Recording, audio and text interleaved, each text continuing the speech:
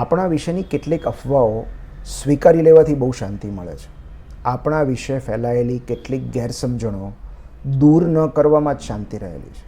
કારણ કે કેટલાક લોકોના મનમાં રહેલી આપણી છબી આપણે ક્યારેય બદલી શકવાના નથી. જે લોકોને પોતાની ગેરમાન્યતાઓ ઉછેરવી હોય એમની સામે આપણી દરેક સ્પષ્ટતા નકામી છે. લોકો આપણને યોગ્ય રીતે સમજે એ માટે આપણે કેટલા પ્રયત્નો કરતા હોઈએ છીએ. આપણે ક્લેરિફાઈ કરીએ છીએ, ખુલાસા આપીએ છીએ, મેસેજ કે ફોન કરીએ છીએ, સાબિતીઓ આપીએ છીએ, કારણ કે આપણે ગેરસમજણ નથી ઈચ્છતા હોતા.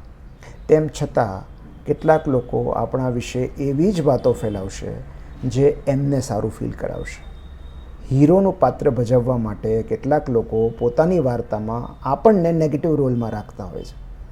આપણે એ લોકોને વાર્તા કહેતા નહીં રોકી શકીએ, પણ એમની વાર્તાઓને ગંભીરતાથી લેવાનું ચોક્કસ બંધ કરી શકીએ.